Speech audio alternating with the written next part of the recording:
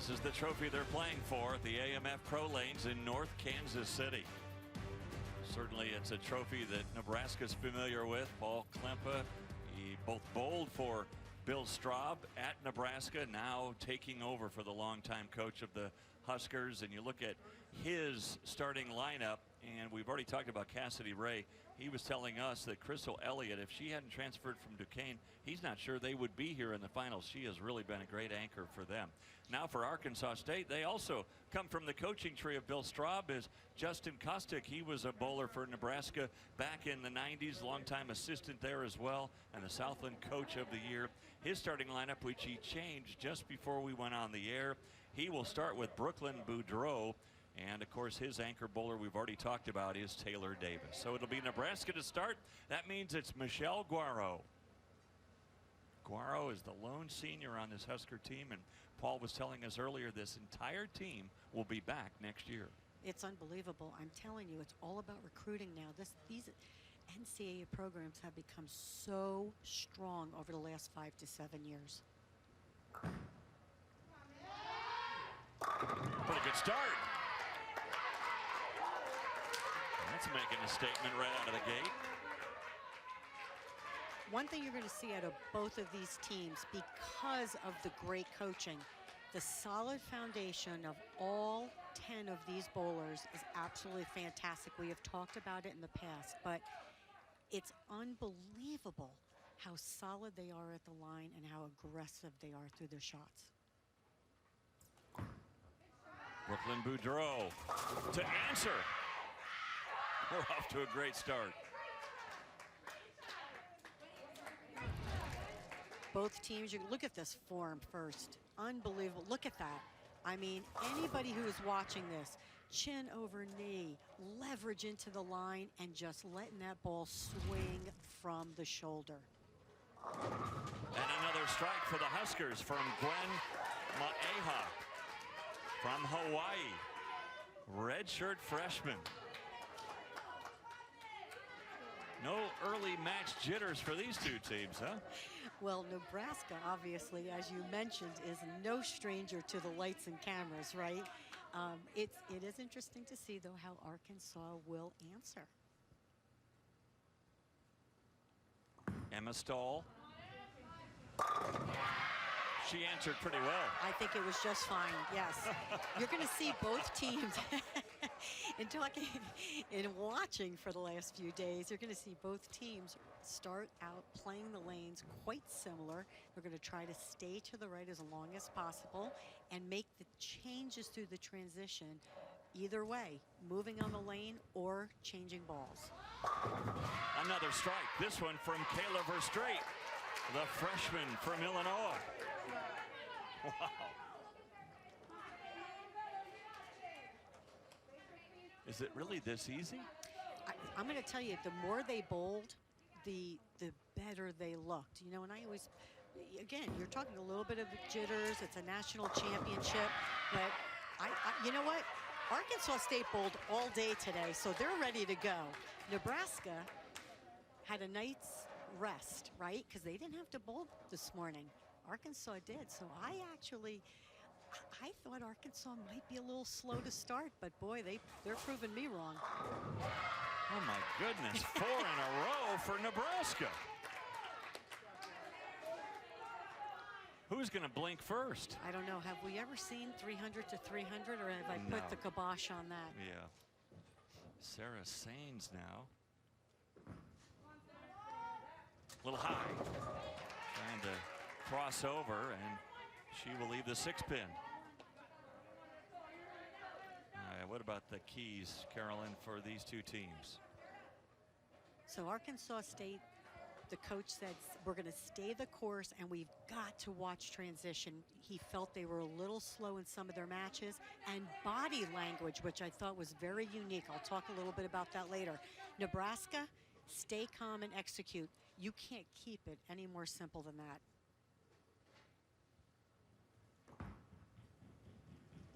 So there's the spare in the 4th.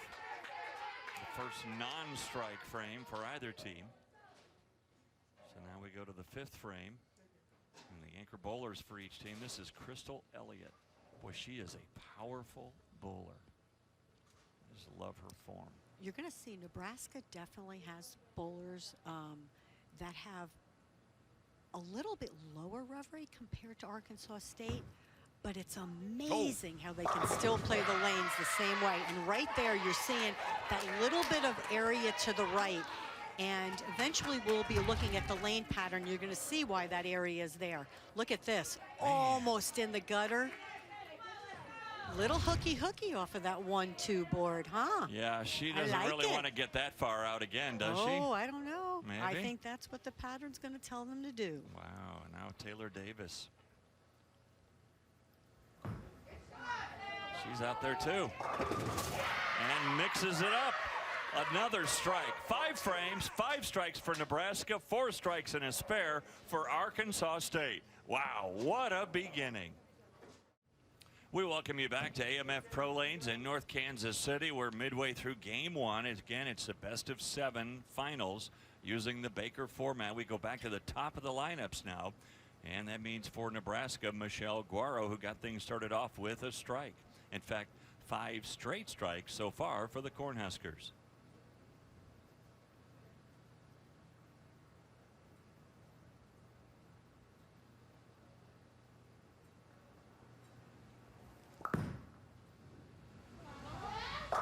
Boy, they are playing that outside edge. Make it 6 in a row. Rock solid. No one has the nerves going on either team. Look at that. Out to almost the ditch. Boy, I love playing that line. That scares me to play that line.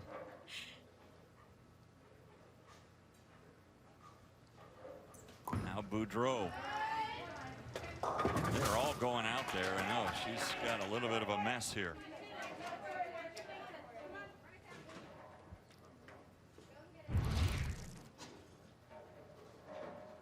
Again, she brings her eyes in and then out, back out to her break point. Gets it a little left her target. Now that's one of the things we will talk about when we look at the lane pattern. If you're just a little slow and you miss left from that far right, there isn't a lot of hold. You have to do that with a little bit of angle, and that's as these lanes transition, the girls will start to migrate towards the track and just have that little bit of area to the right. Need to make the 310 and then get a little lucky, and nope. She leaves the 4-pin, first open frame for either team.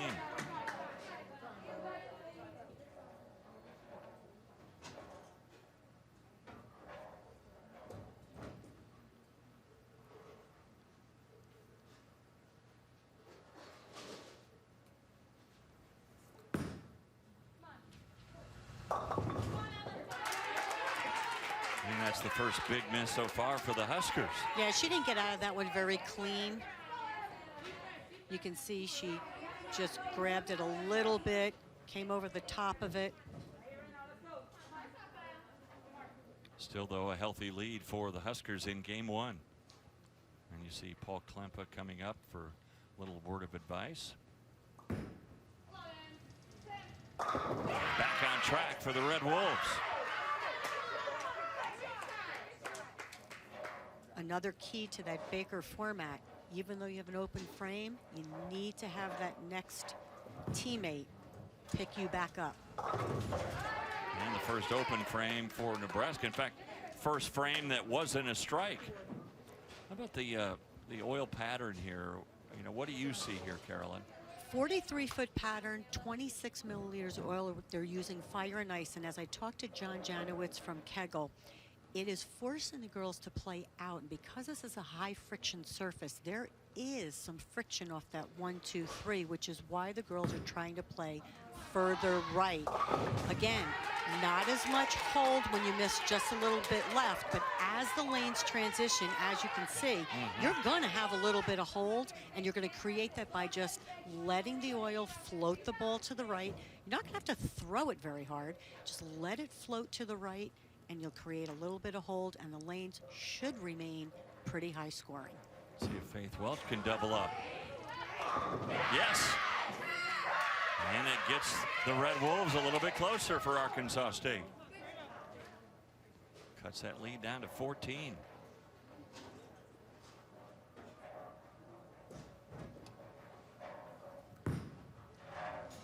Oh, and the second open frame in a row now for the Huskers. That's opened the door for the Red Wolves.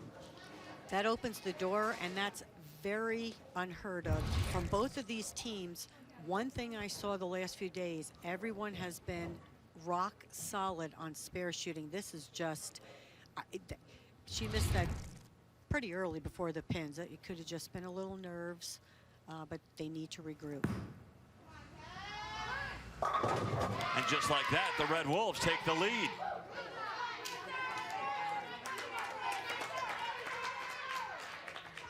Now, excuse me, Nebraska up 1. It could be a lead here for Arkansas State if they get a strike in the 9th.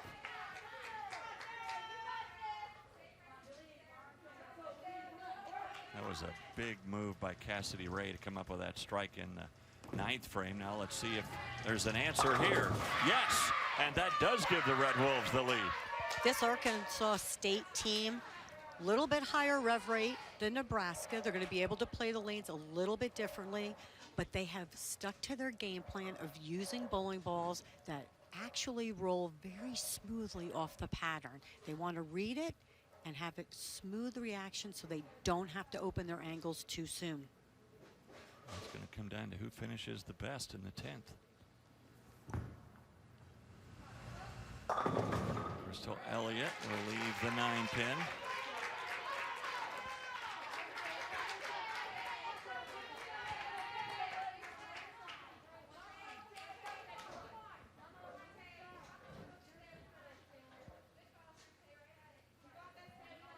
And now Taylor Davis.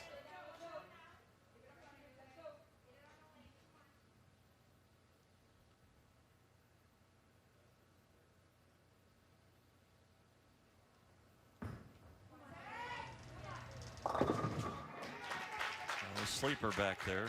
Tougher spare than it looks.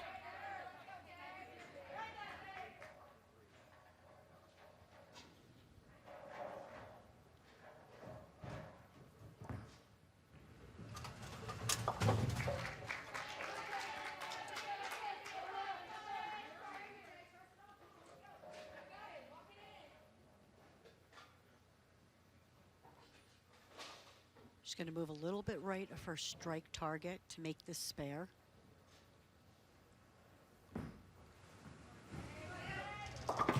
Big spare. Covers it like a champ. Yes. So the 7-pin lead now, it's just pin count. There's not much more that Crystal can do here. I mean, a strike, and then you just need 4 pins.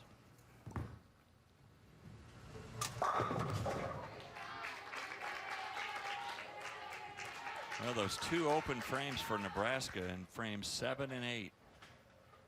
Very costly to them. They had things in control through the first 6 with 6 straight strikes. And count, you know, the 5 count and then a 7 count. I mean, so it makes a difference too. That'll do it. So Arkansas State comes back. They trailed by more than 30 pins in game number 1, but the Red Wolves will take game 1 of this best of 7 series, and that goes to show you, you really need to fill frames in the Baker format. So the Red Wolves of Arkansas State have the lead 1 game to nothing at AMF Pro Bowl lanes in North Kansas City. Well, a scintillating first game, wouldn't you say, Carolyn? Wow. Arkansas State trailed by over 30 pins in that first game after watching Nebraska reel off 6 straight strikes to start. But the Red Wolves took advantage of a couple of open frames, and they win that first game. And now, boy, that was an unlucky shot there because that was perfectly thrown by Brooklyn Boudreau. Neither team showed any nerves at all that first game. And it's going to be very interesting because remember now we switch lanes. So those teams still have to pay attention to what the other girls are doing because they want to be able to make the best shots possible when they reverse to the other lane. So now here's Michelle Guaro. Coach Klempa says she's just so easy to coach. She's just been so rock solid for us. From Guadalajara, Mexico. Now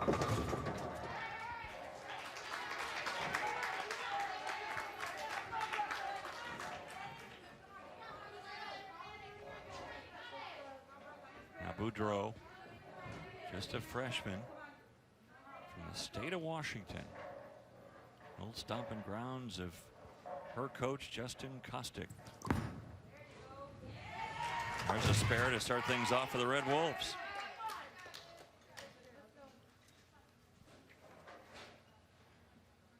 Great shot. She can now give that feedback to her teammates, so now they can make their adjustments accordingly. Same thing with Michelle, because her shot did not look bad, just came in just a little light. Now she'll give that feedback to the teammates, and they'll see what adjustments they need to make, or will they stay where they're at, what their original plan was. Here's my thought. I always rather go light and possibly leave something you can make than go through the nose. Okay.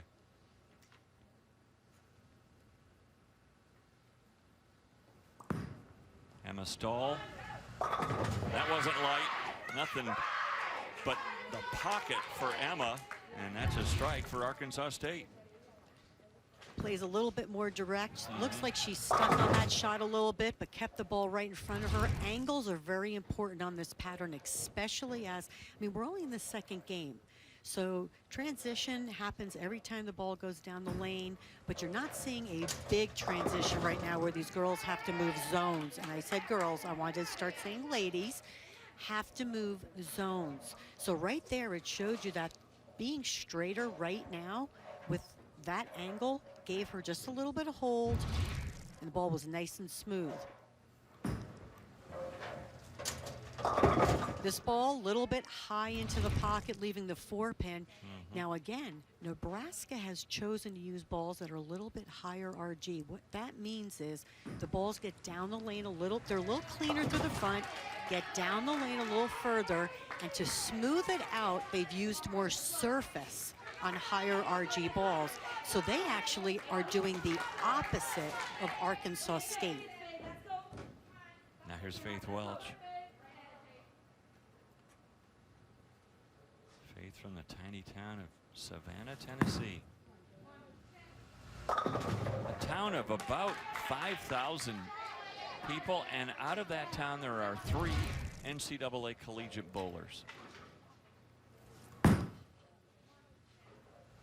Definitely gets a little more loft on the ball, gets it out onto the lane, just gets a bad break with the 4-9.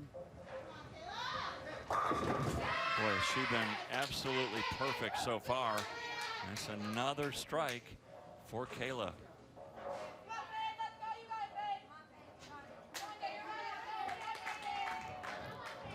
And you can see both teams, again, trying to play the same part of the lane. They're not throwing it overly hard, and they're not throwing it, well, I should say this, but how they're rolling it, because they're really not trying to throw it down the lane, just letting that oil in the front part take that ball towards the gutter, the spot you don't like there, Dave. Yeah. But that is where the look is.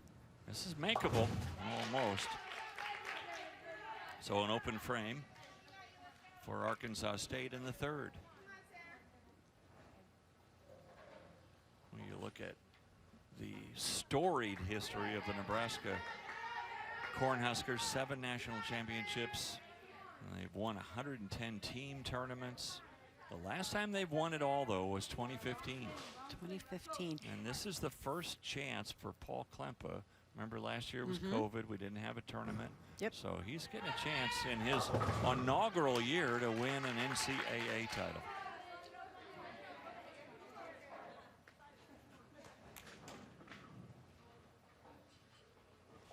So many years we've seen him sit behind Bill Straub. Long time it says, I said, boy, you really paid your dues. And didn't he ever? There's back-to-back strikes now for Nebraska. Another one for Cassidy Ray.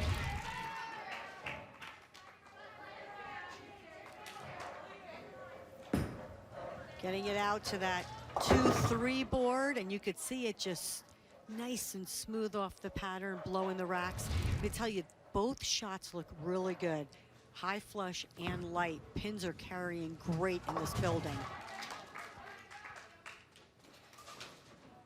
That's back-to-back open frames now for the Red Wolves. And a big lead again for Nebraska. Remember the last game, though, they had a 30-plus pin lead and let it open frames in the 7th and 8th.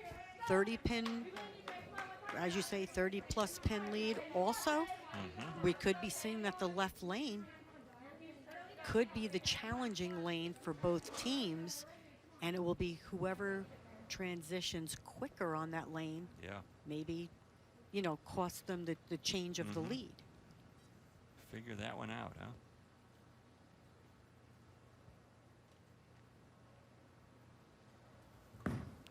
Taylor Davis. She's got it figured out. Big strike in the 5th. That's what a team leader does. The good shots on that left lane seem to be more about around that 4, 5, 6 area, a little bit straighter through the front. It'll be interesting to see what Nebraska does when they go back to that lane. Crystal Elliott, make it 3 in a row, yes. And the Huskers open up a big commanding lead halfway through game number 2. We'll be back to the AMF Pro Bowl lanes in North Kansas City in a moment. NCAA championship is on the line. Arkansas State has never won it. They're from Jonesboro, Arkansas, up in the northeast part of the state. Founded in 1909. They pull out of the Southland Conference. And 2008 was the last time they were there. You know, it's interesting. Justin Kostick was looking for a coaching job, and he just started Googling, well, what schools have bowling? And he started with the A's, and he came to Arkansas State, and he applied for a job there and got it. And boy, as he took this program to an entirely different level. Yes, and I'm going to tell you, Jonesboro, Arkansas, great bowling community. Right here, you're going to see she's laying that ball down around 11. You couldn't see that. Getting it out again to that 4-5. What a great area. And again, they have a little bit of a higher rev rate. So you're going to see them migrate into that track area just a little bit quicker than Nebraska. That one came in really light and lucky to get the 10 pin to go down. That's the first time I think either team has missed the head pin. She got that one way out to almost, as you say, the gutter, the first board, but she also didn't look like she really caught that one. She mishit that one just a little bit, and I think that's the reason that ball did not bounce off the pattern. Turns the lead to 30.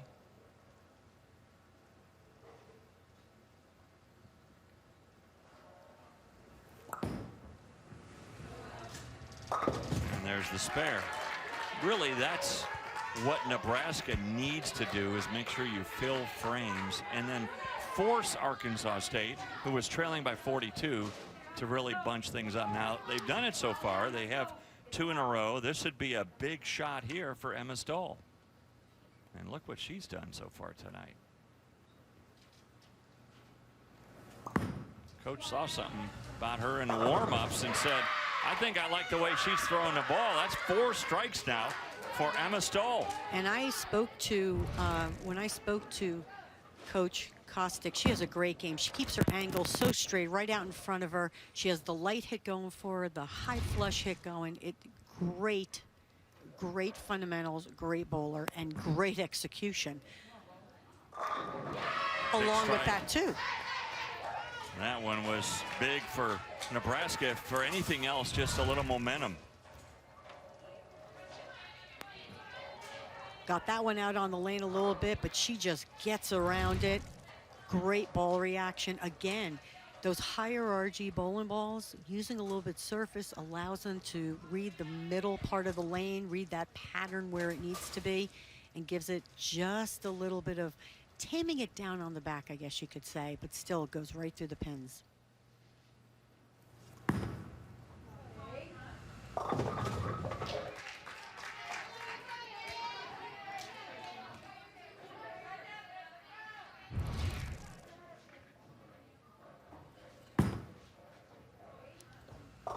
Comes in just a little bit light, leaving the 2-8.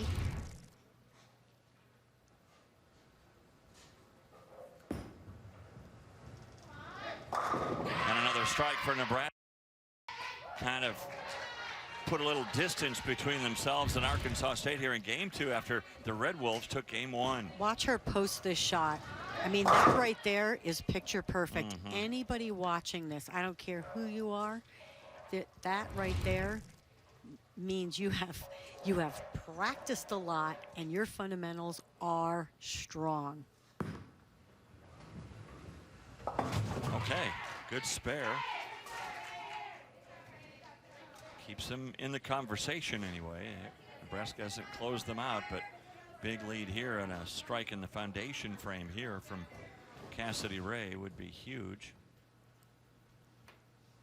Looks like Sarah Saines may be going first. And I was getting ready to mention when I talked to Coach Kostick, he had said, I have an idea what my lineup's going to be, but I'm going with the 5 girls I think can win a championship. And I'm like, hey, sounds good, because they're all prepared to step in. You bet. Ooh. Good ball.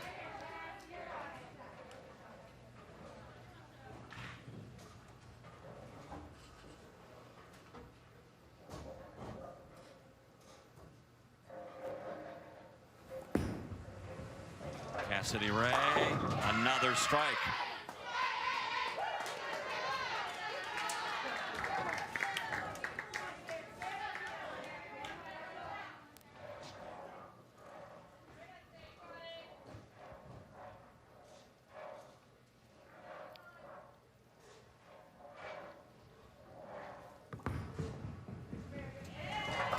Well, the 25th annual WNBA draft will be live on ESPN and the ESPN app, 7 o'clock Thursday.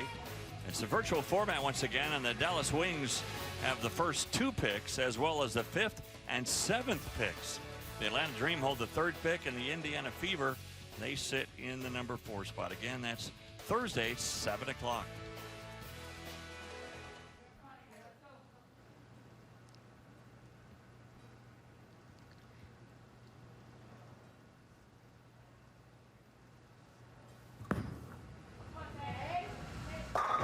Davis with a strike.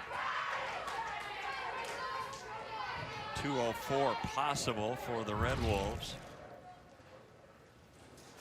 Gets that Bollinger swing nice and smooth on that second step. Again, great leverage. Straight back off the deck.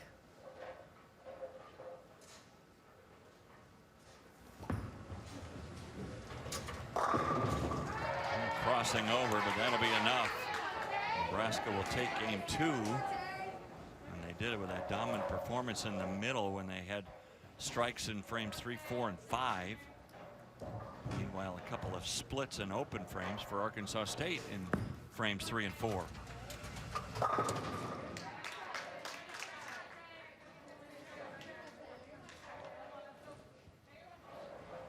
Now here's where you look at that foundation frame, or which is your 9th frame, and your bowler for Arkansas State went a little light, and then the anchor bowler goes strike 4-pin.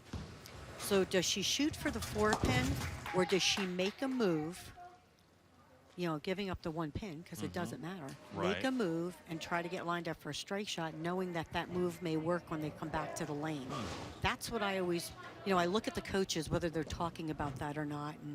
And again, you can see the Nebraska coaches are talking also, so they could be doing the same thing. It doesn't matter. But would the oil change enough by the time you get back to that lane where it wouldn't make much difference? I think the lane, first of all, the lanes change every time a ball goes down the lane. Yeah. But it would give you some idea of, you know, is it already transitioning? Because even if you make too big of a move and you see that it didn't get there, you can change that move when you get back. But at least gives you an idea of what the lane is looking like.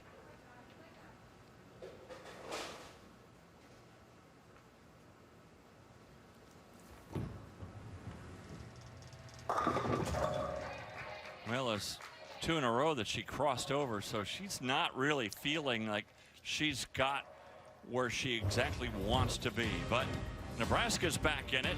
After losing game 1, the Huskers take game 2. And in this best of 7, or tied at a game apiece.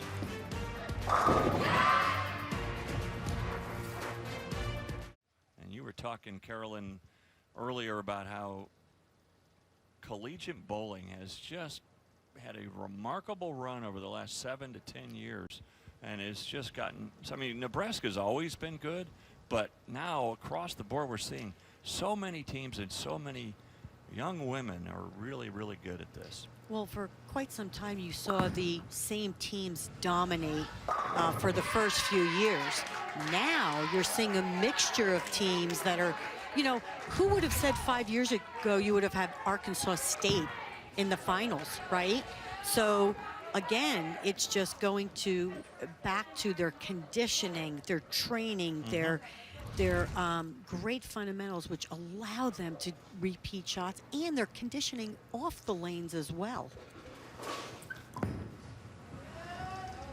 Another good shot from Brooklyn Boudreau. Again, not getting that 9 to go down.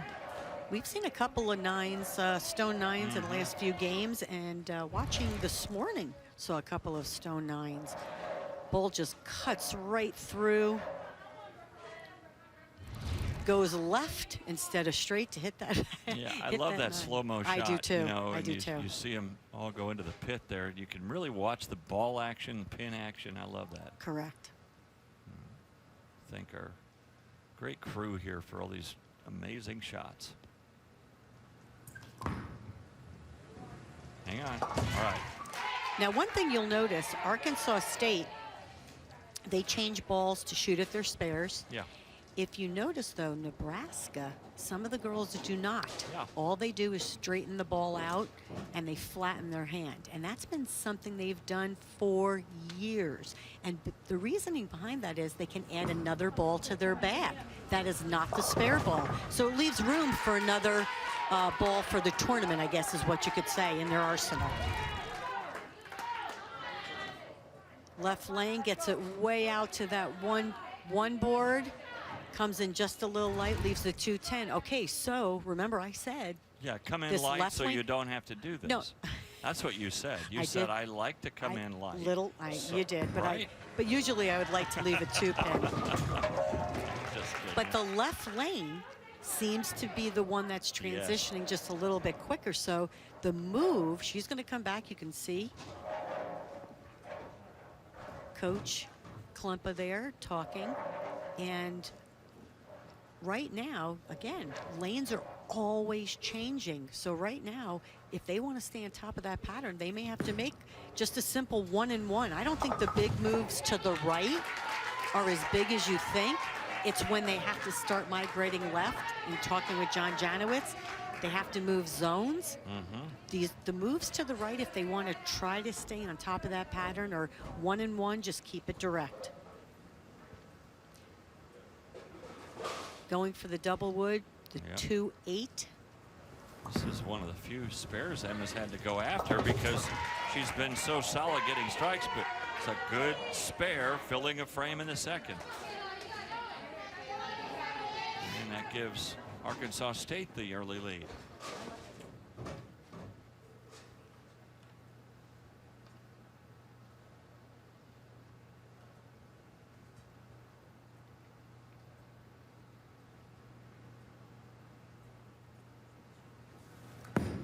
Straight right through the nose.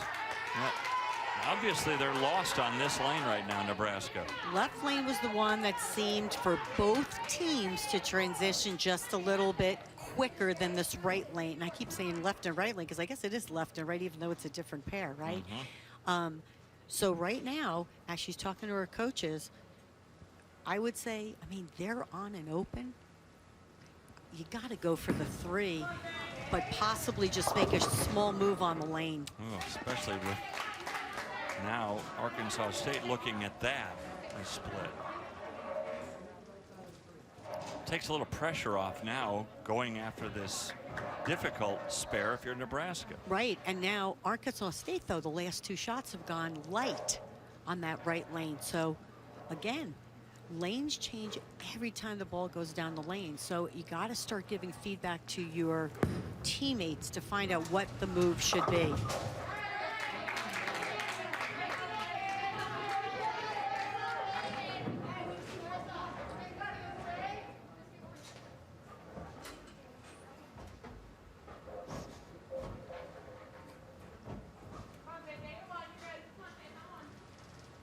You see Coach Klemp over there talking with his talented freshman Kayla Verstraete, who, by the way, said she didn't get started really. I mean, we didn't have a fall season, and she started off for us. She went home for the holidays at Christmas, went home to Illinois, Kayla, and then contracted COVID over Christmas and didn't really get started until late January. But she's really been great.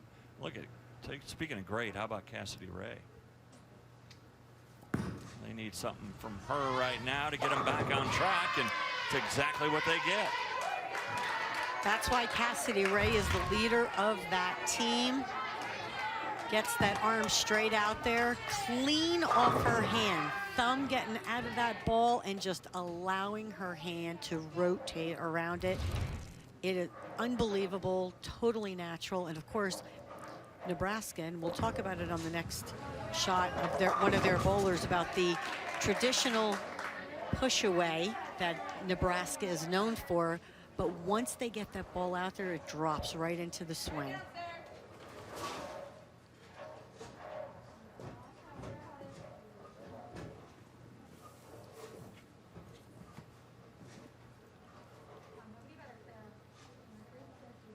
Assistant coach Shannon Plahowski in deep conversation right now with Crystal Elliott, trying to get her lined up.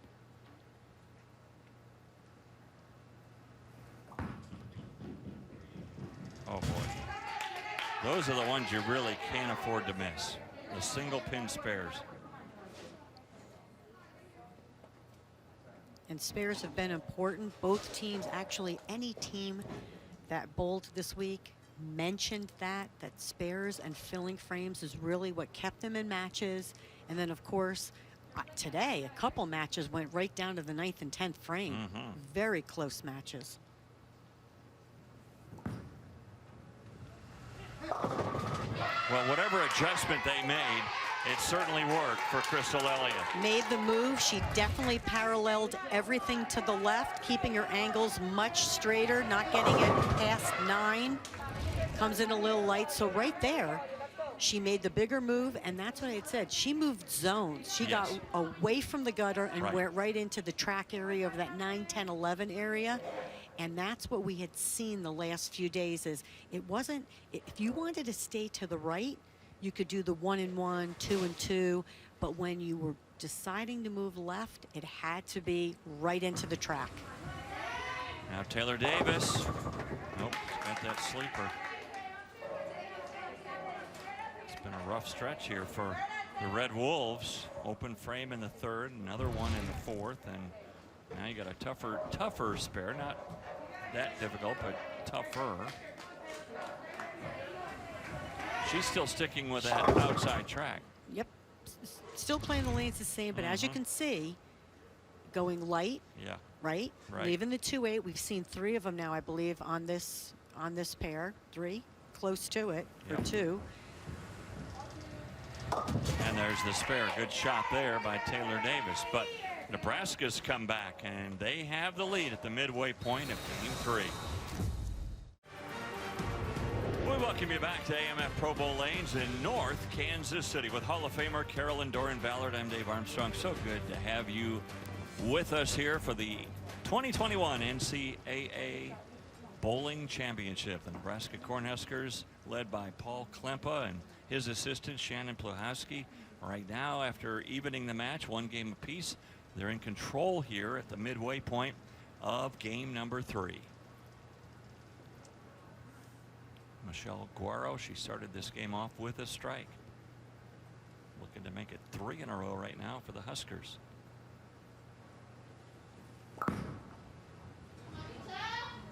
And I think she has.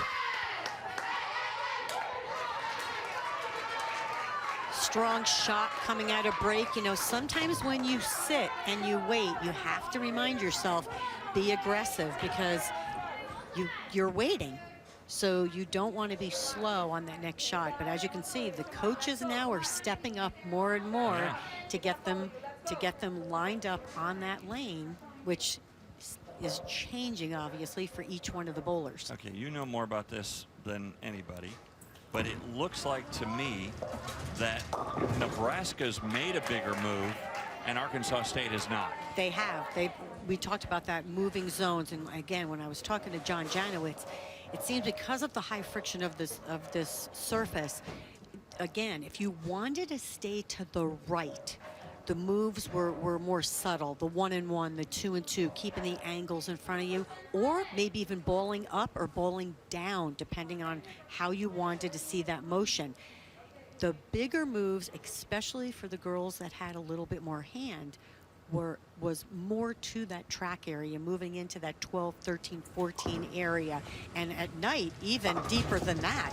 They got into 20. I think one of the coaches saying they were playing 25 by time that night, you know, block, I want to say, or those night games came. Great try there, just trying to slide it into the 10-pin. But again, it is time for the move. That's very obvious. Yeah. Maeha. Boy, they've made the move and they've made it pay off. That's a 4-bagger for the Huskers. And that's going to be something you're going to see if Arkansas State is paying attention to what Nebraska is doing, because they're going to have to do the same thing. Right here, that straight push that Nebraska is known for, but gets the bowler to drop. But great, again, what I want to emphasize, there is not and I don't really know what word to use here.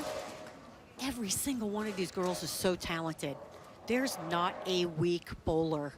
And that's what you're seeing out of these college programs, is that you're seeing not only the 5 who are bowling, but the extra girls are all talented. And that comes from good coaching and building these programs from the ground up. All right, you saw from the graphic, 3 open frames, 3 spares, no strikes.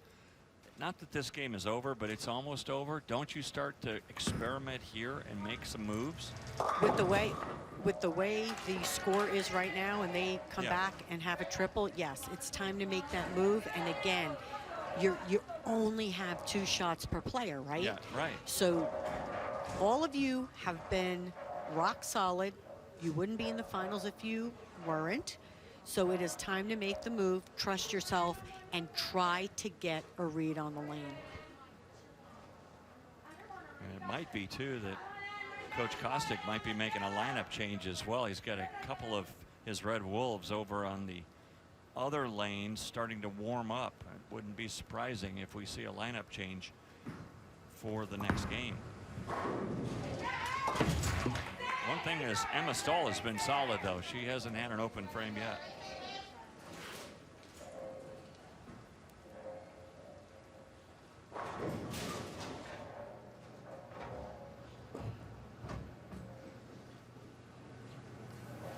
For 5 in a row. And yes. Oh, look at that. I was going to say, well, almost. But boy, that what was that, the head pin that came all the way across? Well, she made the move to the left, got this one just a little bit further right. Yeah, it was the head pin. And there it goes. How about that? Isn't that the way to have the 5-bagger? Yeah. Look at that.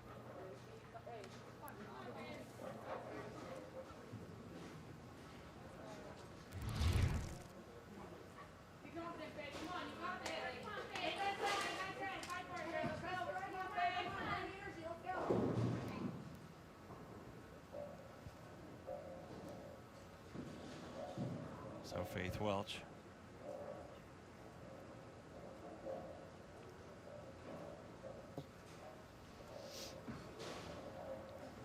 There you go.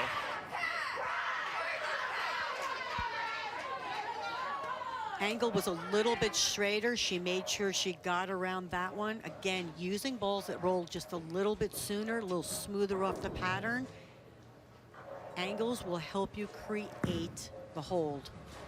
We always like to talk about a player in the open. How did you know Cassidy Ray was going to have 5 strikes at this point already? Huh? You're good. A little birdie told me. No. Ah.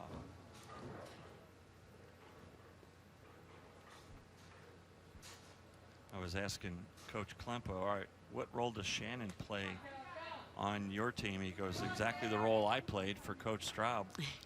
There is sometimes to console them, sometimes to urge them on, sometimes to line them up. Sometimes, I mean, there's just so many roles that assistant takes on. And you're talking about assistant coaches. This has got a shot. Ooh. You're talking about assistant coaches that are pretty darn good professional bowlers in their own right. Yeah. You know, Shannon Plahowski, you have Shannon O'Keefe, who's a head coach, Josie Barnes for Vanderbilt. I mean, just to name a few. It's unbelievable. Again, we talk about how strong these programs have become, and a lot of it has to do with the strong coaching. All right, coming off the open frame, but still a 32-pin lead. Understand she just needs 9 pins to shut him out. I like her chances.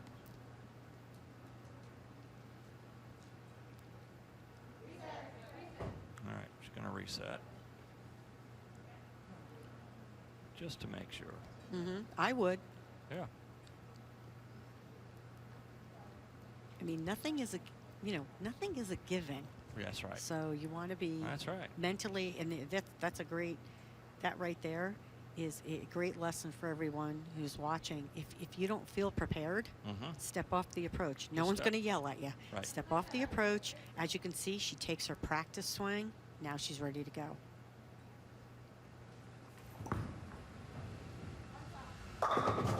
And that's the 9 they needed. She'll get more than that, but Nebraska now with back-to-back wins. They take a 2-games-to-1 lead in this best of 7. Taylor Davis will. And this is the time when you can really just, hey, look, use this time to try something different, anything. If you don't feel lined up. Now, Taylor might, because she's really been. Well, she left the 2-8 on her last shot. Right. So honestly, I'd make a move. Yeah. What can it do? It's not going to hurt you. That's right. She made a move. Yeah. Looks like a small parallel to the left. Yes. She has she has a little bit of a lower rev rate. Great shot. So now, again, she can tell the other players, hey, this is what I did, and this is what it looks like.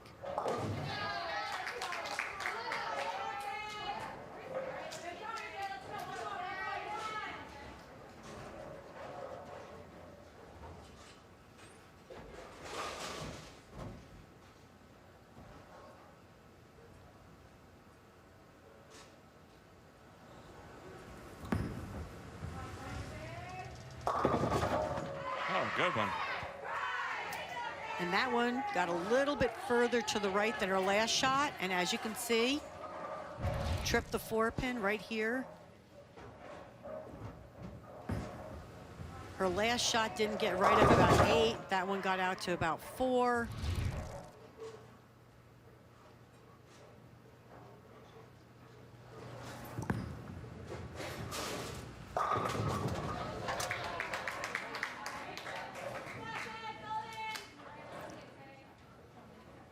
So 201 finish for Nebraska. And again, even with another strike here from Taylor Davis, 190 is going to be the best they can do, which is exactly what they do. But consider this, if you're a Red Wolf fan, they closed with 5 straight strikes. So maybe they figured something out.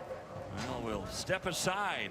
Nebraska with back-to-back wins takes a 2-games-to-1 lead in the best of 7 championship final.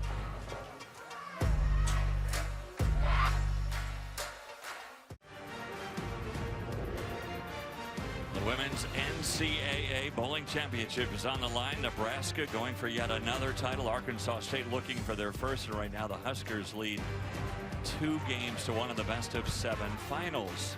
Well, you look at the Central region, and we got a couple of gals from the first team on these two teams. In fact, Faith Welch and Taylor Davis from Arkansas State and Crystal Elliott from Nebraska. And you look at Kayla first straight. I mean, here she was, a redshirt freshman, hadn't even bowled because the fall season was wiped out because of COVID. And now here she is, just absolutely bowling great. And here's a stat on her that we were given for Kayla. She is second overall in all of NCAA bowling. First ball average is 9.258. That's why she's in your lineup. Wow. Because she is your steady Eddie. If you need somebody to hit the pocket and fill a frame, she's the one you want doing it. Well, good start there for Brooklyn Boudreau. Arkansas State lost a little momentum after winning game one, 224 to 217, but their scores have come down, 194 in game two, 189 in game three. You know, when I talked to the coach, when I spoke to Coach Klemka,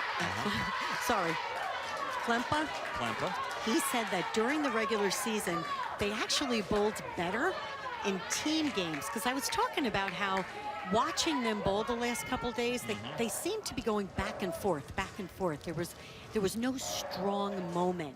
And he said, but at nationals, we became stronger in Baker than we did in team. Well, here we go again, like game one. And Emma Stahl. Well, you know, interesting in talking to Coach Klempa about the history and the tradition of Nebraska, and he said, look, I inherit a program that is rich in tradition, and I just want to keep it going and build on what Coach Straub built here. And isn't it interesting that the four teams that were in the Final Four, all four coaches go back to the Bill Straub coaching tree? It's amazing. It absolutely is, yes. Including Justin Kostick, who, you know, I was talking to Coach Kostick of Arkansas State. I mean, they were up against it. McKendree was coming on strong. They had won 3 straight. They were rolling scores in Baker of 265, 255. And he said, I just told my girls, just give me your very best. Oh, big open frame here for Nebraska. He had said that to me earlier today, too. He said, just give me your very best. And he's just shaking his head. Yeah. And he said, this is nationals. It's supposed to be tough. Yeah. You know, it's supposed to be grueling. Right.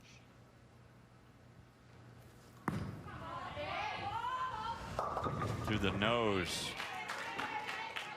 That one was trouble from the start. And these are the moments when you look. So now you had Arkansas State. I'm sorry, you had Nebraska, who just opened. Yeah. Just missed the spare. That's when you really need to capsize on good shot making, because, you know, your opponent just opened. But again, flip-flopping lanes, it's a, you know, what is it, toss of the coin as to whether you're going to make the right move or not.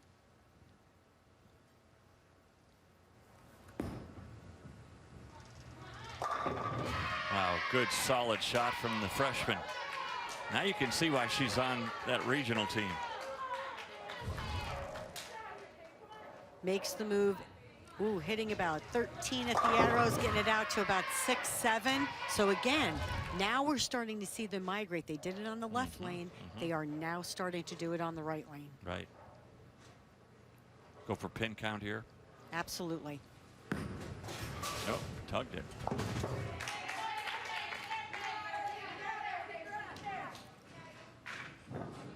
Tomorrow's Sunday night baseball game. Series finale between Bryce Harper and the Phillies and Freddie Freeman and the Braves. Coverage starts at 6 o'clock on ESPN and on the ESPN app. Baseball tonight, Sunday night countdown. Are you a big baseball fan, Of course. Dave? And your team is what? I have 2 teams because I had the honor of broadcasting for each. The Colorado Rockies and the Kansas City Royals. Okay. I have one in the National League, one in the American. Nice. I can't talk to you anymore. All right, Kansas City Royals beat the Mets in the World Series. Good shot on the left lane. Let's see how they answer on the right lane. How about that? Nice. And that's 2 in a row for Nebraska. And all of a sudden, the Huskers have a 5-pin lead. Again, you see that same area, that Yeah. 13 out to about 6. And notice they're still using those higher RG balls. They're just making that shift to the left and allowing the pattern to let the ball float to the right. Oh, my. Again, those single pin spares, so costly.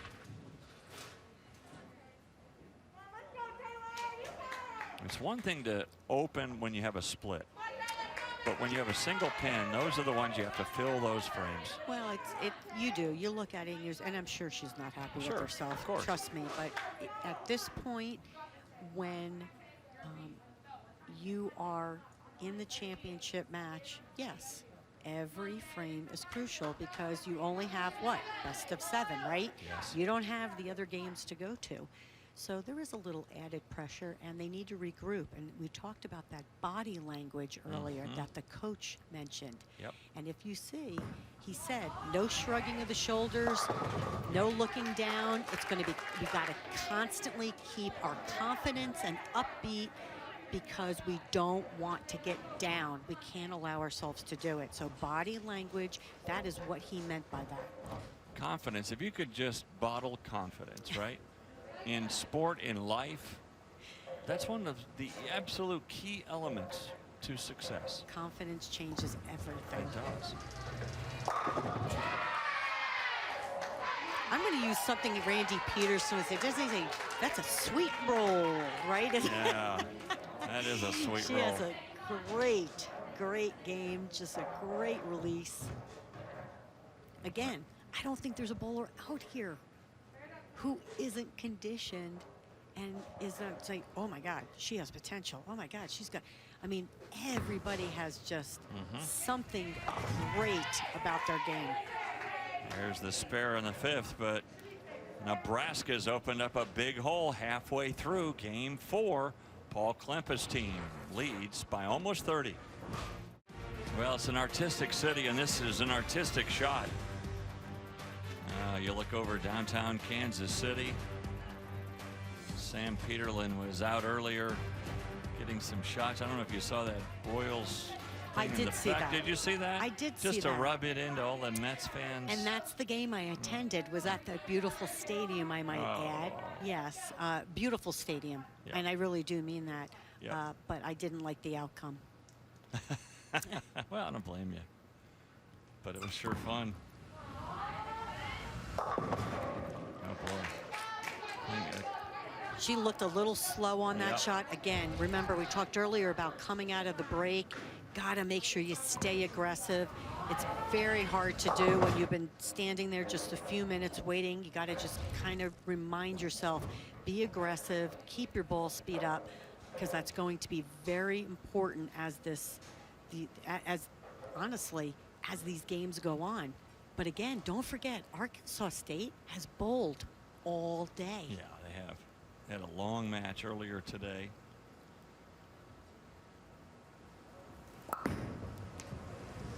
Little stick at the line. You see that? Definitely got a little late there. She looked a little slow. And then, yes, definitely stuck on that. Right. Arkansas State, stay the course, watch the lane transition. Again, he wanted to follow the transition before it occurred so he could be ready. Body language, staying positive and pumped, no shrugging of the shoulders, no shaking of the head. Everything needs to stay positive. Really going for it there. Wanted to, send a message to her team that, hey, we're not out of this. Trying to make a heroic spare off the split there. Nebraska, on the other hand, their keys, you can see it comes from experience. They were going to be calm and execute shots. Well, when you've won 5 times, it's easy to keep it a little more simple, right? You learn from experience. And that is what that is what Nebraska is known for. Well, and they've won 5 since 2004 when the Yes. format changed to what it is now. Before that, though, they won 7 other Yes. national, what they consider national titles. And there's an open frame here in the 6th. A little glimmer of hope, anyway, for the Red Wolves here in this game. And so now they go back to talking about what move are we going to make again. It's a game of adjustments, isn't it? Constant. Absolutely. Drives you nuts. I mean, if you could just throw the same ball every time, it'd be an easy game, right? Oh, there you go. Nice one for Emma Stoll. Another strike for her.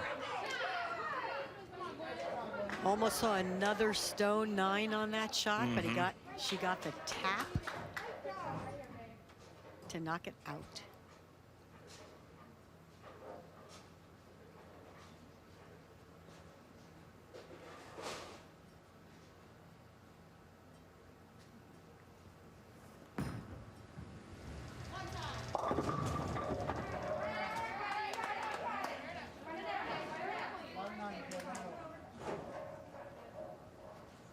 Before that shot, she had a little conversation with Coach Plahowski. Made the move on the lane, I am sure. As you can see, definitely moved a little bit left. Leaves the 2-pin. And again, Nebraska bowlers do not throw spare balls.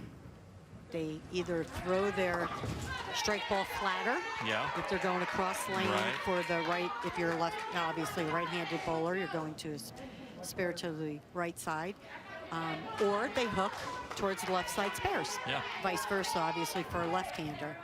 So again, instead of the norm, which is just a spare ball, throw it straight at it. Yes, and I've asked that before, and basically it was so that if you were only bringing 6 balls to a tournament, you had 6 strike balls that you needed to learn to make one of those balls work as a spare ball.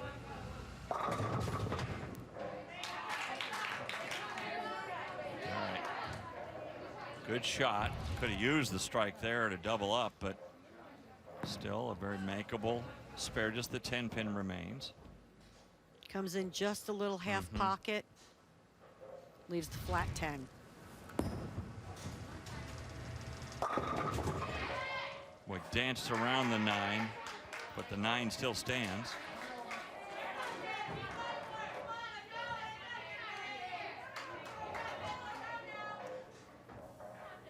Great shot by Kayla.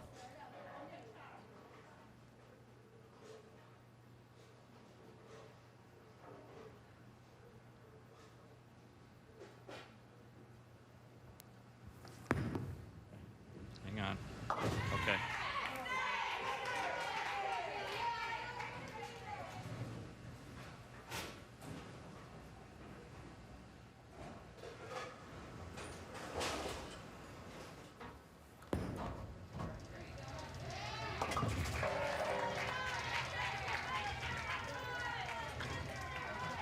You know, in the earlier format, the way they do it, I mean, it's a long format. First you have your 5 against their 5. Everybody bowls a complete game, and then you take the pin total from that. The winner of that's one win. Then you go to the Baker format, and you do total pins again for, what is it, 5 games. 5 games. And then if you tie. You tie, and all of a sudden, boom, now you're in 1-1. Then you go Baker again, best of 7. Baker best of 7, which they did. Yeah, that's what they did. And they were up in that best of 7.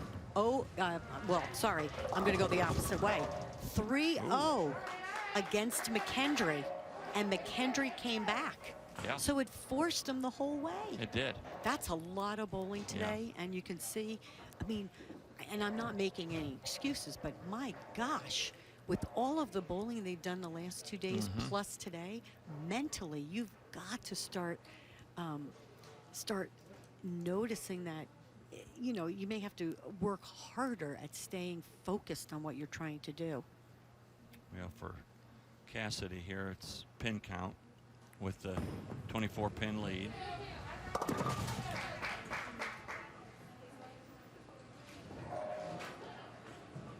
but that lead down to 13 now. So it's really let the Red Wolves back in.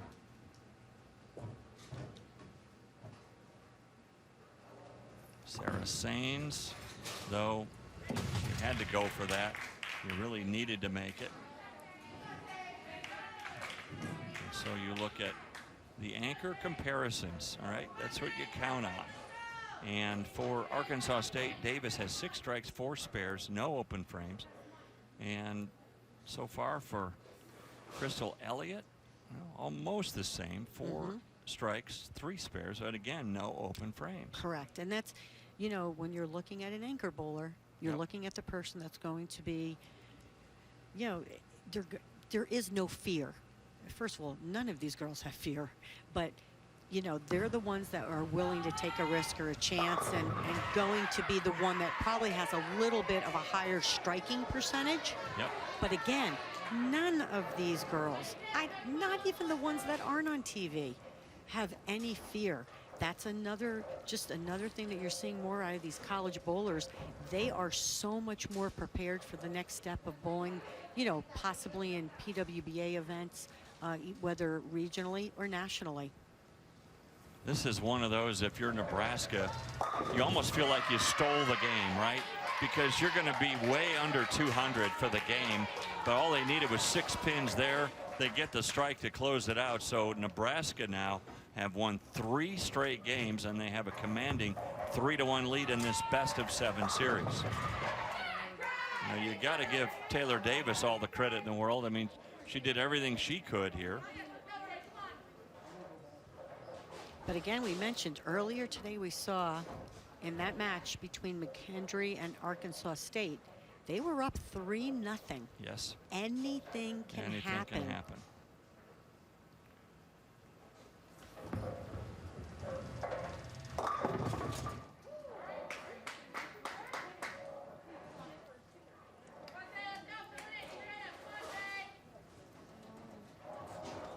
It's going to be 177 to 179 finish for Nebraska, but enough.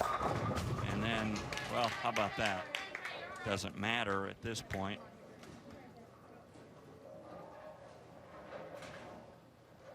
A 162 finish. So both of them need to work on body language, get going in that next game. This for Nebraska, like I said, you feel like you stole one because, yeah, you had those 3 straight strikes in the middle there in frames 3, 4, and 5, and that's really was the difference here in game 4. So the Nebraska Cornhuskers looking for their first title since 2015. They can smell it. Well, you look at the last 5 champions. Nebraska's on that list, but they haven't won since 2015. Of course, there was no champion last year because of COVID. Stephen F. Austin, they won in both 19 and 2016. And here's Nebraska on the cusp of yet another. It would be for them their 6th in the present day format. And if you add the 7 others, it'd be 13 national titles for the Cornhuskers. So they have won 3 straight games after dropping the first game, 224 to 217. They have won 3 in a row, but consider this. In that last game, they were a little bit lost and had a sub 180 total to win it.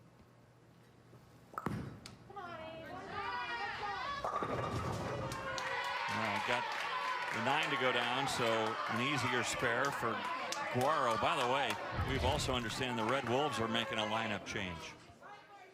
Great shot again.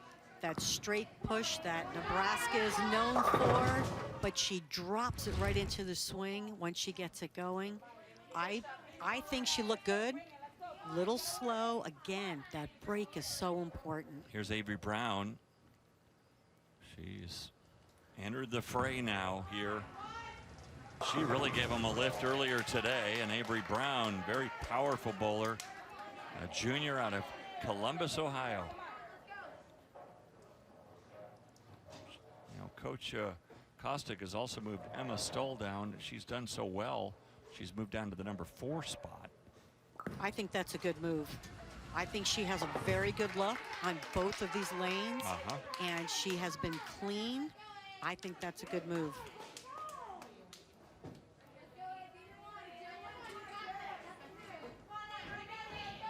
And earlier today, when they brought Avery in, she made some great shots She really does. in that match. Yep. I was talking with Coach Kostick before, and I said, you know, she really gave you such a lift. He goes, well, she's so powerful, and I just like the line, the way things were working. It just fit her game perfectly. Yep, definitely has a higher rev rate, a lot more axis rotation off her hand, and she was able to get left.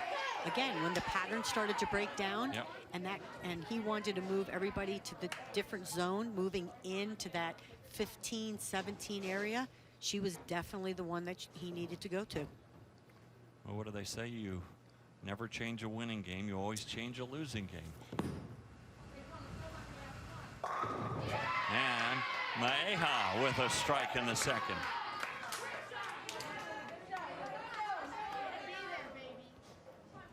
So now Montana Meyer, she's bowling for the first time here tonight.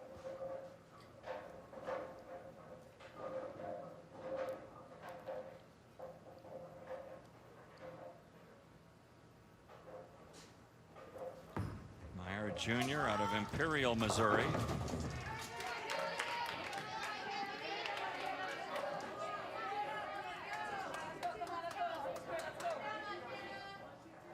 Two new bowlers in the lineup. You're down 3-1. There might be a little bit of the jitters, you know, just a little bit. Sure. But again, everybody has something great about themselves, and both girls have such a great game. Again, not one of these bowlers or anyone who is here competing. Everybody, unbelievable, the coaching. Yes.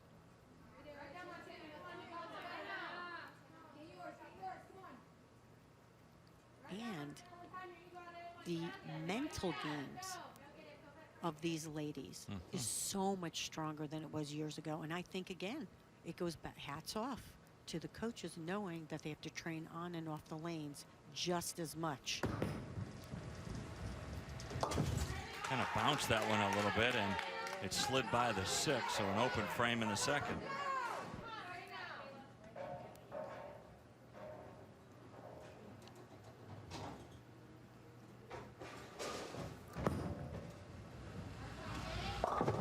Light. And we got the sleeper back there. We've seen a lot of light hits with the 2-8. Yep.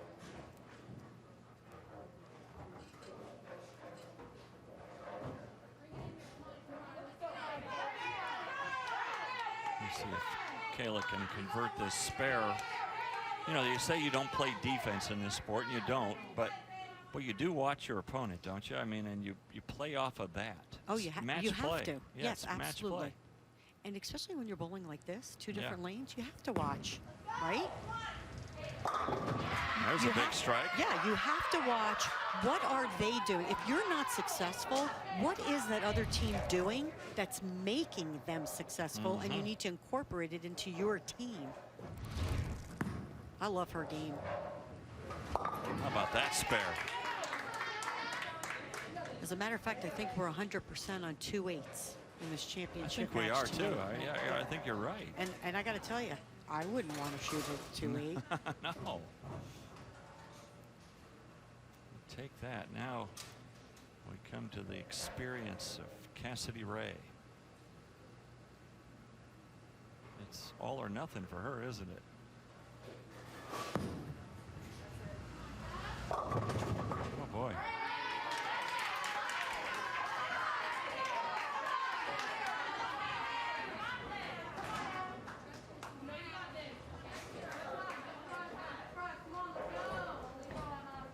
Here is Emma Stahl, who has really been rock solid for the Red Wolves.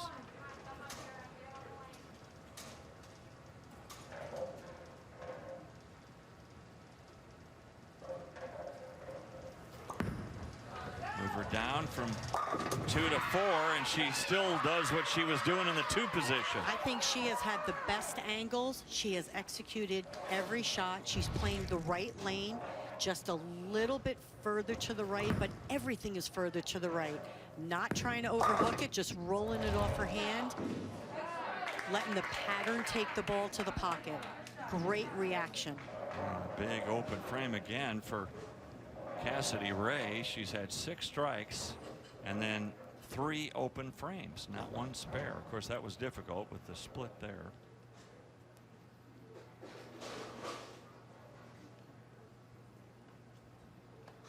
So now it's Arkansas State with a 12-pin lead. And the Red Wolves are working on a double. That's a shot where when she came back, she was it a good shot? Was it not a good shot? Did you do what you meant to do? Because you can't move off a bad shot. Yep. So it's very important. Communication, that's what Baker's all about. That's what team bowling is all about. Back on track for Crystal Elliott. In a sense, that's like golf then. Like if I'm a teammate of someone who's golfing and I hit a shot that I think should be my normal 6-iron, let's say, but I don't hit it good. I hit it fat or I hit it thin or whatever. I go back and I tell my teammate, I didn't flush that one. Right. Okay. And that you read off of that. Same thing in bowling. You read off of that. Okay, I missed, but it wasn't because of the line. It was because I missed.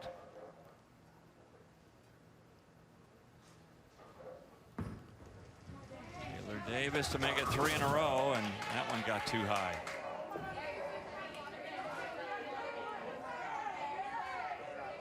And Monday night, Joel Embiid and the Sixers tip off against Luka and the Mavs. 7:30. Up next, they head to the Chase Center in San Francisco, and it's Steph and the Warriors hosting the Nuggets. Coverage starts with Stephen A's pregame. Sports Center at 7. You can always take it with you on the ESPN app.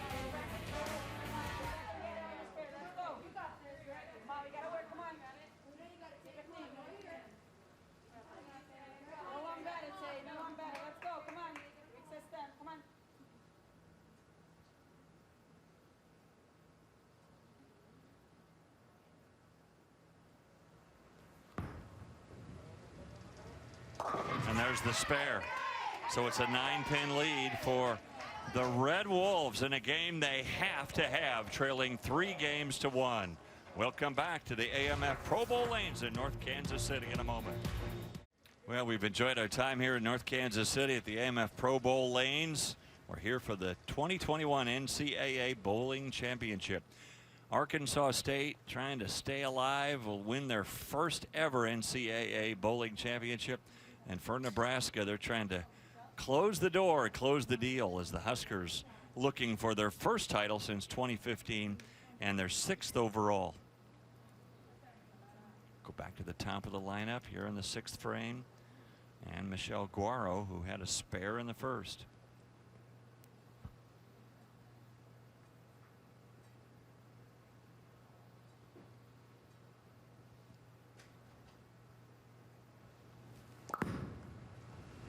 Strike gives them the lead.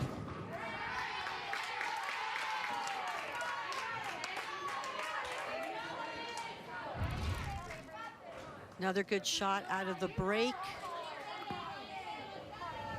Made a move. Yeah. She looked a little bit deeper on that shot, definitely. And again, you're going to see, now she left the 4-pin. If we go to another game, they will make another move on that. Remember how I said, on a fill shot, depending on what the score is like, I would take the chance and make a move, just so you have an idea. Big strike there for Avery Brown. And see that fire? And that's why she's in that lineup. And that's just what Avery did earlier today. Yep. Again, moves a little bit left of everybody, gets the ball to the right, just so smooth off her hand. You know, and that was after she crossed over on her first shot to do that. Here's a spare. This is anybody's game here, but it's a game that Arkansas State has to have.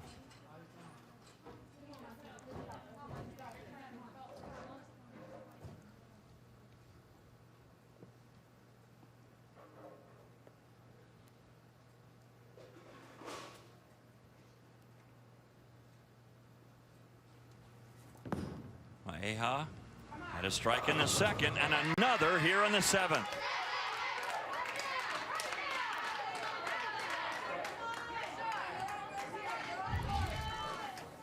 Watch her here. She gets out of the ball just a little bit later than the other girls, but still gets around it. When I watch her bowl, I think of it, I go, oh, she's got a little trick, you know, because everybody does something unique, right? Everybody, no one is identical. And she seemed like she was in the ball just a little bit longer that time, but yet made sure she caught it. And again, she's been high flush and light, so she's got the right thing going on.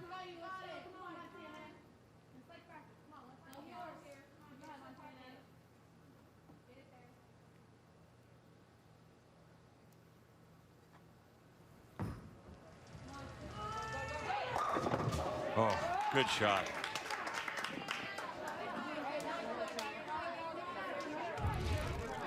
Great shot. Playing further to the right, 8 to 1-2 area. Great shot. Ball just a little too smooth down lane. Montana Meyer, and now we'll go after this 10 pin to keep Arkansas State in front by 9. But remember, Nebraska can take the lead with a strike here. And it's funny because Nebraska, in talking to Shannon Plahowski, in some of their matches, they felt like they moved in too soon and wound up committing to moving back to the right and wound up winning the match. If you look here, Nebraska really has made more of the move to the left, where Arkansas State is still trying to play a little bit more to that right. They are.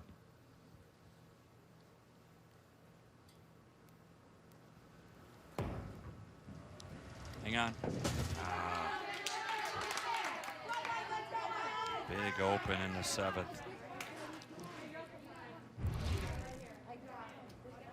Just missed her target. I mean, that just was right off her hand. And that gives Nebraska a 3-pin lead. Could be even more with another strike here. Boy, you talk about putting the hammer down. What a great game. 4 steps, great leverage, posts every shot. If there is a kid out there watching who wants to bowl in college, right here, this is what you need to be looking at. Posting every shot, waiting till your ball hits the pins, using your legs for leverage, and don't forget, conditioning on and off the lanes. That's what it's about.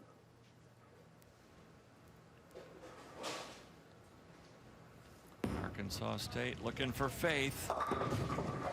And Faith Welch comes up a little short there, leaving the 6'10".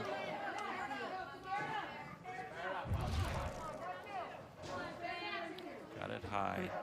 I think she missed a little left of her target. I didn't see the front part, but the original shot, a little bit left. Again, they're in that transition stage. They either have to get to the right and either, you know what I'm saying, like increase their ball speed, get to the right, stay on top of it, or they've got to move zones. That there is no in between.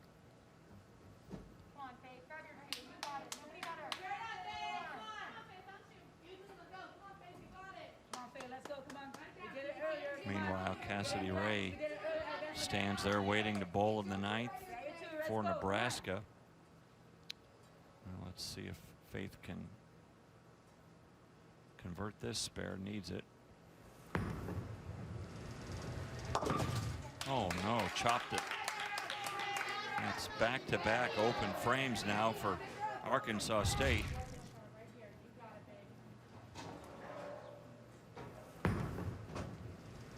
Wow. And that's, yeah, I mean, it's just a bad break. Yep. You know, it could be pressing just a little bit. They know they have to have it, especially with Nebraska. You know, they were on a double, now they got a 3-bagger. A gentleman just decided to stand in my way, so I can't see the big board. So Cassidy Ray looking is around up 34 now with that 3-bagger. Emma Stoll.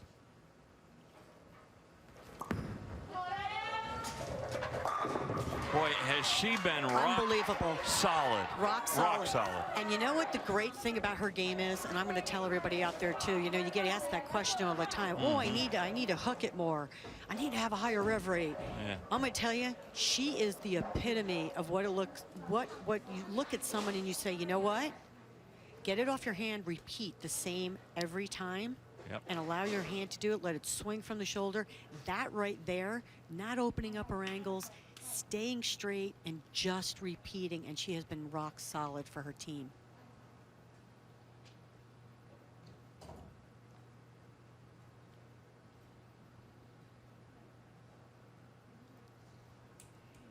The best now Arkansas State can do is 191.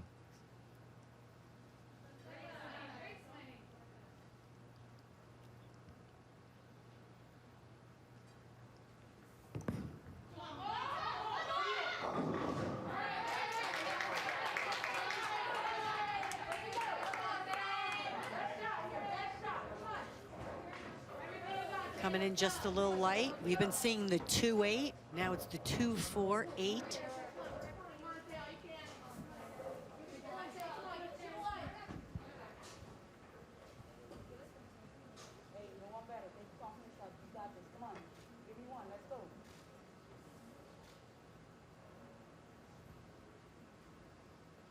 Where the emotions now start to catch up to you.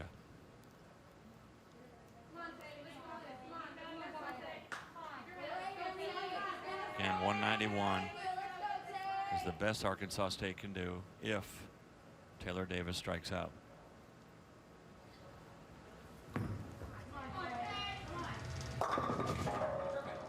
And that will do it. Nebraska will be your 2021 champion.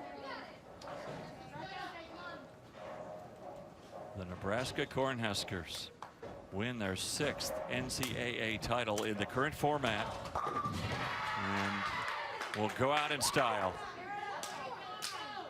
Paul Klempa, in his first full year of coaching these Nebraska Cornhuskers after serving so long as an assistant for Bill Straub, the legendary Bill Straub. Congratulations to Paul Klempa and for these Nebraska Cornhuskers. And Paul was telling us this whole team comes back again because of the COVID rules. Even the seniors can come back for another year, and they're all coming back to bowl again next year for Nebraska. And Shannon Plahowski is an assistant coach for the first time, correct? Yes. This year? That's right. So she wins a national championship now as a coach. Yep. Well, okay. You know, you got to congratulate Arkansas State for just getting to the finals, only their second final in school history. I'm telling you, this NCAA bowling program has become just so tough. For the first few years, you saw the same teams. They were dominating. They were powerhouses. And now they're all powerhouses. Yeah, a chance to let everyone get a chance here. Amara Spates will bowl now, as Nebraska will. I mean, you think about it, the week here in North Kansas City, they lost their very first match, right? They were on the brink of going home. They were on life support after the very first match, and they came back and did it all. And now, guess what? To the victor go the spoils. The Nebraska Cornhuskers are your 2021 champions. 2021 NCAA Women's Bowling National Champions. We will come back and visit with Coach Klempa and celebrate yet another national championship for these Nebraska Cornhuskers. We'll be right back. Welcome back to the AMF Pro Bowl lanes in North Kansas City, where the Nebraska Cornhuskers have just polished off yet another national championship. I know it's never gets old, and certainly not since you haven't won since 2015. And especially when you have a new coach in Paul Klempa, who is joining us now. And Coach, you know, you look at what you have done in this championship, Coach, and here you are in your first full year as a Nebraska Cornhusker coach. And hey, this is easy, right? You just go and win a national championship. Congratulations. If you say so, Dave. Take us back to the week, because you lost your very opening match. And we did? Boy, and your women came from behind, and just, boy, you talk about guts and fortitude and all of that and stick-to-itiveness. Congratulations. Thank you. It looked real bleak early. I don't know. But this group is extremely resilient. A lot of grit, determined. And once they got rolling, nobody could get out of it. Nobody could get in their way. That's just how it went. They're really special. I love it. And then Cassidy, we spoke about you in the opening, and your coach said she's a senior, she's like the mom of this team, but she is the emotion and energy. They follow her. Is that true? Because what we saw out there tonight, it is. I like to think so. I know my teammates say I'm very emotional. That's probably right, but I think, you know, you've got good emotion and bad emotion. I felt like I carried the good emotion this week, so. I'd like to say this too, Dave. You know, in a year like this, when it's so difficult for everybody, Yes. our athletic department needed this real bad, and we're so happy to bring it home to them. I can't tell you how much. Well, I'll tell you, you should be very proud. Paul, I want to ask you, what adjustments did you guys make as this match wore on? Because it looked like you were starting on one lane, and then you guys quickly made an adjustment that really kind of turned the thing around. Yeah, the right lane, the gutter, was never really that much in play. The left lane, the ball peeled off of it really hard, but then then you had to get away from it because it was too dry. The other lane, you just kind of stayed inside of the gutter. We just kind of viewed board 5 as the gutter, and we ended up having hold area on that lane. It was just an issue of getting lined up on this left lane when we made the flip. We moved people a little too much, so Cassidy 210 and Kayla 280. Then we moved them back 1 and 1, and off we go. I like the fact that you used 2 keys, Coach. Being calm and executing shots were going to be the name of the game for you to bring home a championship. Did you stick to that during the evening, even when you were making the changes? Because skipping zones, I mean, come on, you know, when you've only got so many games, can be a little, you know, nerve-wracking. Yes. No, I mean, yeah, we were, you know, this team the whole night was as calm as I hoped they could be. I mean, we talked about it a lot at length before we came here, and again when just before we bowled tonight. And man, did they ever see the field the way I wanted them to. Everything around them vanished, and they just made shots. It was incredible. Well, Cassidy, you're all coming back next year, so Mom, you get a chance to mother this crew one more year. Good. These are all my children right here. Yeah. I love them very much. Yeah, that's awesome. That's awesome. Well, congratulations. You're going to be the champion and the defending champion next year. We look forward to seeing you next year. We're excited. Thank you. Thank you very much. That was cool, man. I mean, they lost the first game and then just steamrolled Arkansas State from there. And again, that just shows the resilience of all of these teams. You're never out of it, but you have to remain mentally tough to withstand this long format. Yeah, they played for the trophy, and they played so well. Cassidy Ray and the Nebraska Cornhuskers are your 2021 NCAA bowling champions. For Carolyn Doran Ballard and our entire crew, I'm Dave Armstrong. The award ceremony will continue on the ESPN app. So long from North Kansas City.